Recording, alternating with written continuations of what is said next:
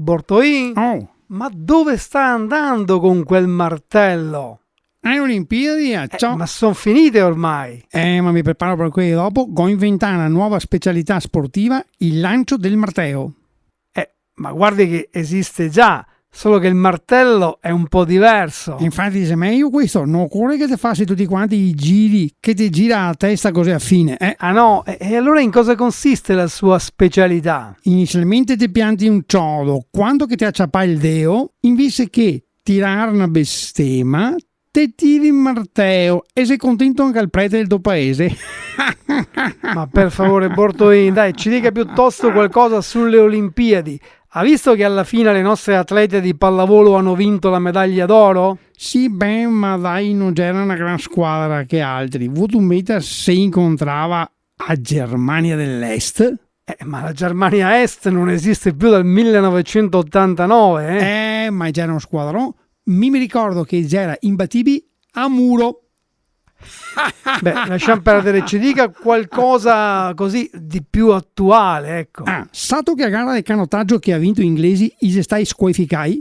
Ah sì, e perché? Sì, perché loro corre a sinistra, c'era tutti in contromano, gli ha fatto un casino e c'era dovuto squalificarli. Immagino lei si riferisca alla gara dell'otto con. Sì. Ma poi sa chi l'ha vinta? Ma che domande mi hai fatto? L'otto con lo ha vinto l'equipaggio ottomano, cioè c'era avvantaggiati. Non è possibile, dai.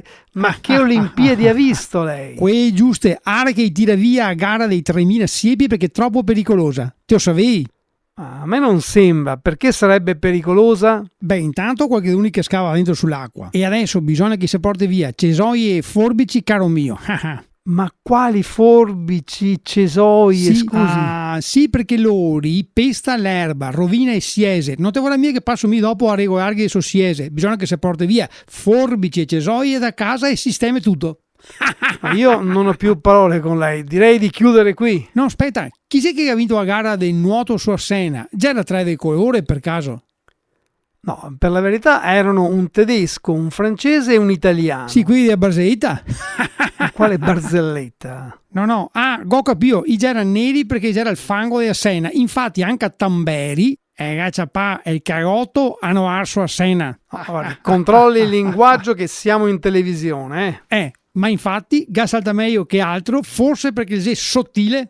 No, lei è proprio inguaribile. Sottile è il cognome del saltatore. Va bene, dai, ascolta, assemi star che ho da provare questa nuova specialità. Guarda, te faccio vedere come che funziona. Guarda, eccolo qua, pianto il ciodo, tec, tec, tec, aia porca!